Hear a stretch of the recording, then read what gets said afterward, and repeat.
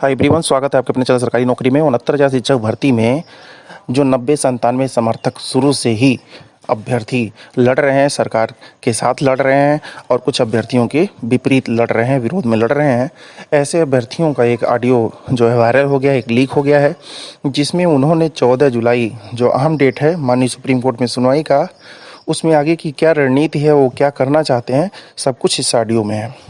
तो ऑडियो थोड़ा सा लंबा है, लेकिन सब कुछ आपके पक्ष में, आप ही के बारे में सब कुछ कहा जा रहा है, अभ्यर्थियों के बारे में जो 69,000 से जुड़े हुए हैं।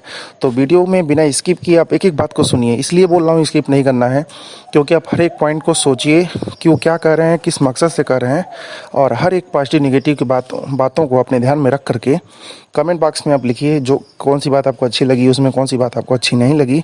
तो आइए चलते हैं, सुनते हैं पूरा ऑडियो। आइए सुनते हैं। साथियों नमस्कार। साथियों, आप लोग बहुत दिन से परेशान थे कि हमारा प्लान ए क्या है, प्लान बी क्या है, हमारे अधिवक्ताओं की जो है कौन सी लिस्ट है, कौन कौन से अधिवक्ता हो रहे हैं। तो उस बारे में हम आपसे चर्चा करना चाहते हैं। सबसे पहले तो हम आपको बता दें कि प्लान बी जो हमारा है, प्लान बी के तहत हमने 2 टॉप मोस्ट सीनियर को टोकन मनी आज से 5 दिन पहले, 4 से 5 दिन पहले ही दे दी थी, जिस दिन आपको हमने बताया था कि हमारा प्लान बी तैयार हो गया है।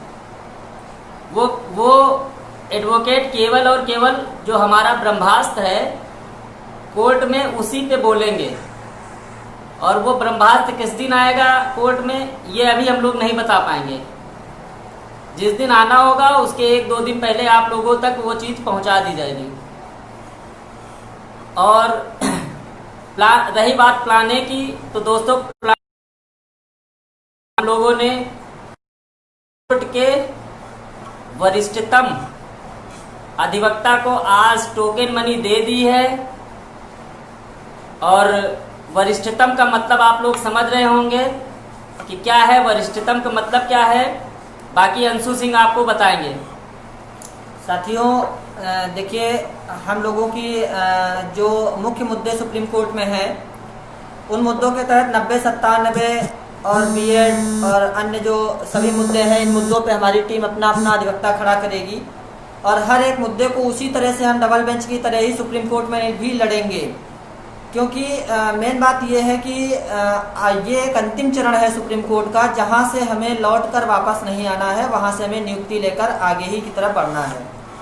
तो इसलिए जैसा कि डबल बेंच में आप लोगों ने देखा, बहुत सारे अधिवक्ता खड़ा किए, लेकिन अंततः जब फाइनली जजमेंट आया तो किन अधिवक्ताओं का नाम टोटली आर्गूमेंट छापे गए, उसी तरह हम केस में बिल्कुल भी कोई भी हीलावाली नहीं करना चाहते हैं। इसलिए हमने थोड़ा सा समय आप लोगों से जरूर लिया, ज़्यादा अन्य टीमों से या अन्य लोगों से ज़्यादा समय लिया, लेकिन हमने एक ऐसा पैनल अंततोगत्वा डिसाइड किया कि जिस पर हम बहुत ज़्यादा भरोसा कर सकते हैं।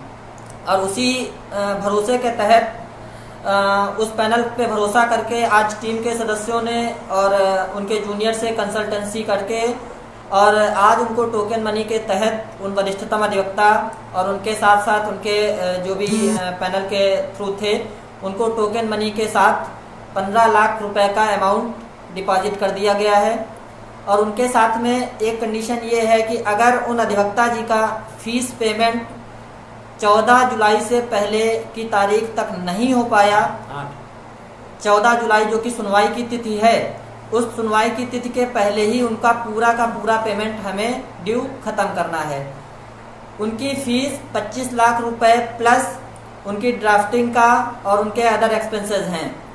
तो इसके तहत हम लोग आगे बढ़े, क्योंकि देखिए बहुत छोटे छोटे वकीलों पे दांव लगाने से अच्छा था एक बड़े वकील पे दांव लगाना, जो कि डबल बेंच में हमने किया था और उसी के तहत हम सुप्रीम कोर्ट में भी आए हैं। तो इसलिए आप सभी साथियों से निवेदन है कि देखिए, ज़्यादा से ज़्यादा आप लोग डिमांड कर रहे थे कि ये अधिवक्ता है, वो अधिवक्ता है। अब शायद बीएड लीगल टीम ने आपकी मनोकामना पूरी की है, तो आप लोगों से भी ये गुजारिश है कि जो चीज़ें आपके द्वारा डिमांड की गई थी, उन डिमांड के तहत अब अधिवक्ता जी की फीस का भी बंदोबस्त हमें आपको मिल के करना है। और हम नहीं चाहते हैं कि किसी भी परिस्थिति में, अब इस परिस्थिति तक आने के बाद जब हम उनका टोकन दे चुके हैं, तो हमें उस जगह से वापस आना पड़े। तो आप सभी से निवेदन है कि अधिक से अधिक संख्या में 67,867 की चयनित लिस्ट में लोगों को जोड़ें और अधिक से अधिक लोगों का सहयोग दिलवाएं और दें, जिससे कि हमें ये मान लीजिए कि इस केस में जो आज उन अधिवक्ता को लाके हम दोनों पैनल की बराबरी कर पाए हैं, सामने वाला पैनल प्लस अपना पैनल, अब हम एक तरह से बराबर बिल्कुल बैठ गए हैं। तो उस पैनल की बराबरी पे हम अपने तर्कों को भी बराबरी से वहाँ पे रखवा पाएँ, और वो तभी संभव होगा जब आप लोग पूरी तरह से सहयोग करेंगे और लोगों को साथ में लाके जोड़ेंगे। कहेंगे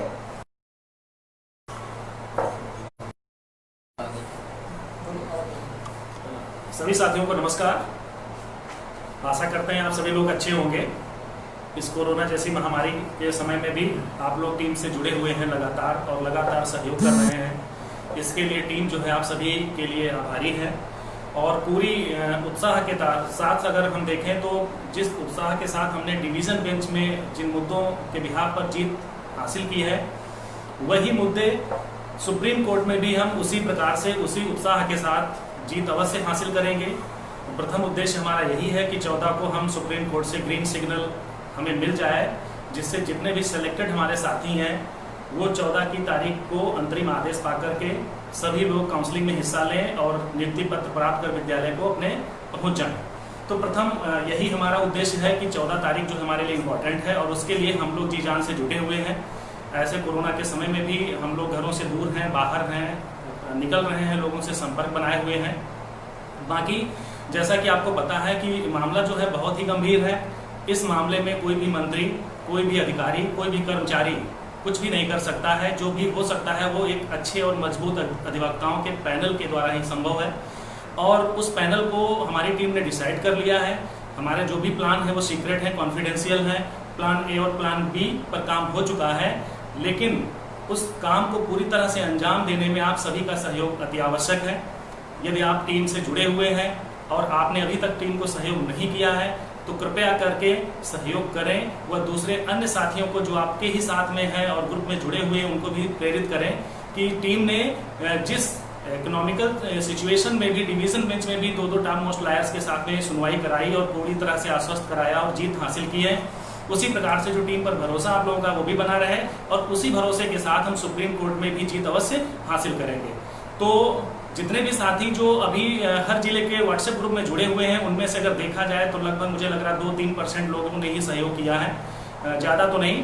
कुछ हमारे जिलाध्यक्ष हैं जो बहुत ही एक्टिव हैं, जिन्होंने काफ़ी लोगों से सहयोग कराया है। सहयोग तभी संभव हो पाएगा जब आप अपनी बात दूसरों को समझाएंगे, दूसरों को डील करेंगे और उनको ये भी भरोसा दिलाएंगे कि टीम जिस भरोसे के साथ डिवीज़न बेंच में काम की उसी भरोसे के साथ सुप्रीम कोर्ट में भी लगी हुई है और जीत अवश्य हासिल। तो कृपया उन सभी साथियों से हमारा ये निवेदन है, टीम का निवेदन है कि यदि आप घर पे बैठे हैं, सुरक्षित हैं, सिक्योर हैं, तो कम से कम टीम जो इन खतरनाक समय में भी लोगों से कांटेक्ट में है, वकीलों से कांटेक्ट में है, कम से कम उन लोगों को ध्यान में रखकर ही कम से कम सहयोग करें। जो हमारे साथी याची बन चुके हैं वो बहुत ही बधाई के पात्र हैं, हम उनके लिए तो अवश्य ही लड़ेंगे, परंतु जो साथी अभी याची नहीं बने हैं वो बन सकते हैं। टीम को किसी बेकार की चीज़ों को लेकर के फ़ोन करने की आवश्यकता नहीं है। आप टीम पे भरोसा बनाए रखें। बहुत से लोग जानने के इच्छुक थे कि टीम ए का प्लान क्या है, प्लान क्या है। प्लान बताने से कोई फ़ायदा नहीं है, क्योंकि प्लान हमारा सक्सेसफुल तभी माना जाएगा जब हम 14 तारीख को स्टे वकेट करा पाएंगे सुप्रीम कोर्ट से या अंतरिम आर्डर वहाँ पर ले पाएंगे। तो इसके लिए सभी लोग सतर्क रहें, कोशिश करें कि यदि आपने सहयोग कर दिया है या आप याची बने हैं तो कम से कम जो दूसरे सदस्य हैं उनको मोटिवेट करें, उनको हर हाल में जोड़ें टीम से। क्योंकि यदि हमारे पास ज़्यादा लोगों की संख्या होगी, ज़्यादा फंड होगा, तो हर मुद्दों पर, हर मामलों पर हम आगे लड़ने के लिए तैयार रहेंगे। जैसा कि आपको पता है बहुत सारे मुद्दे न्यायालय पहुँचने वाले हैं। हम चाहते हैं कि भर्ती शीघ्र हो, अन्यथा की स्थिति में जो विवाद हैं, जो तरह तरह के विवाद रोज सर उठाकर खड़े हो जाते हैं, मुंह उठाकर खड़े हो जाते हैं सुप्रीम कोर्ट से लेकर डिवीजन बेंच में तक, वो अगर ऐसे ही चलते रहे तो ये भर्ती फिर साल भर लटकी रहेगी और उन परिस्थितियों में हमें मानसिक सुकून भी नहीं मिलेगा और ना ही आर्थिक सुकून। तो एक बार आप सभी लोगों से हाथ जोड़कर विनम्र निवेदन है कि आप लोग सहयोग करें और दूसरों को प्रेरित करें, टीम से जुड़े रहें। जो विश्वास टीम ने आप लोगों का जीता हुआ है वो विश्वास पुनः जीत कर दिखाएगी। और इन्हीं सारी चीज़ों के साथ जय हिंद, जय भारत। देखिए, कुछ साथी हमारे बार बार पोस्टों पे आते हैं और टीम के सदस्यों के पोस्ट पे आते हैं और उनका बार बार एक प्रश्न रहता है कि अचयनित लोगों के लिए टीम क्या कर रही है। तो देखिए, सबसे पहले हम आपसे कहना चाहेंगे कि आप लोग अचयनित शब्द कहना बंद कर दीजिए। अचयनित और फेलियर ये शब्द हमारी डिक्शनरी में इसलिए नहीं है क्योंकि 90-97 सरकार का मानक प्राप्त जो भी हमारे साथी हैं वो किसी कारणवश या कम गुणांक की वजह से जिला वरीयता सूची में स्थान नहीं पा पाए हैं। वो आज भी ना ही अचयनित है ना ही फेलियर हैं। अचयनित तो उनको कह सकते हैं, मतलब सूची में नहीं है, लेकिन उनको फेलियर कतई नहीं कह सकते हैं। तो देखिए, हमारी जो टीम है वो मुख्यतः 2 मुद्दों पर सुप्रीम कोर्ट में जा रही है। 1000 सीटों का मुद्दा है और एक 90, दोनों ही मुद्दे 90-97 टीम के लिए ही हैं, जो भी 90-97 क्वालिफाई लोग हैं। तो अब बार बार लोग पूछते हैं किस तरह से लड़ेंगे और तरह से लड़ेंगे। देखिए, 90-97 की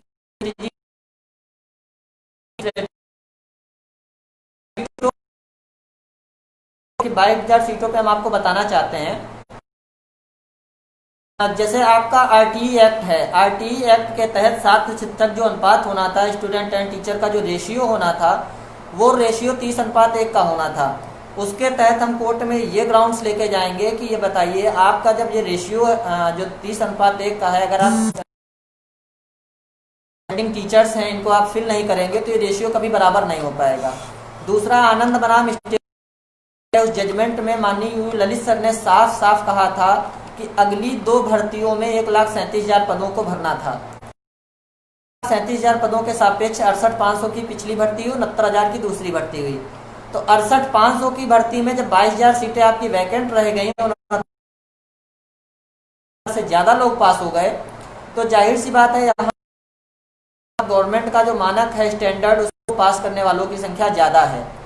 तो हमारे पास ये ग्राउंड रहेगा कि जब स्टैंडर्ड को क्रॉस करने वालों की संख्या, इन लोगों वहां के लोग हैं, क्यों ना इनको यहाँ पर लाके और उनकी सीटें यहाँ पर फिल की जाएं। हमारा ग्राउंड रहेगा। की बेंच ने ही एक जजमेंट दिया है कि अगली 6 महीने में ये पूरी की पूरी एक। अब आप लोग खुद सोचिए कि जिस आते हैं, सॉरी दोनों जजमेंट आते हैं।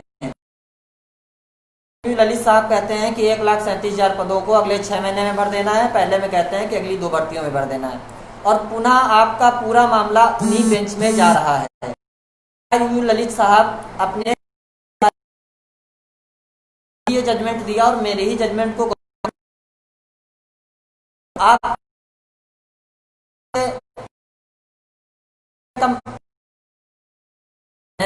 की संभावना है वहां पर बहुत बड़ा कुछ 22,000 सीटों पर संभावित है मिल जाए। ठीक है, हालांकि एक सबसे बड़ा फैक्ट ये रहेगा कि सीधा सीधा हो सकता है 22,000 सीटें जोड़ने के लिए गवर्नमेंट पीछे हटे, क्योंकि देखिए जो फैक्ट करना पड़ेगा, 22,000 सीटें बहुत बड़ी संख्या होती है। सरकार अगर घिरेगी तो 22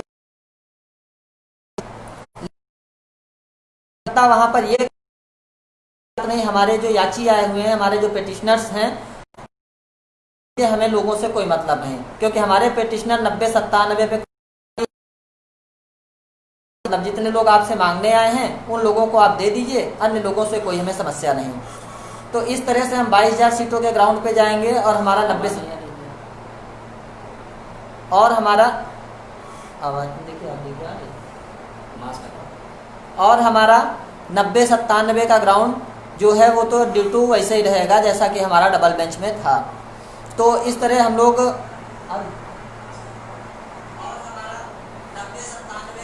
तो इस तरह से हम अपनी चीज़ों को स्ट्रेटजी के तहत वहाँ लेके जा रहे हैं।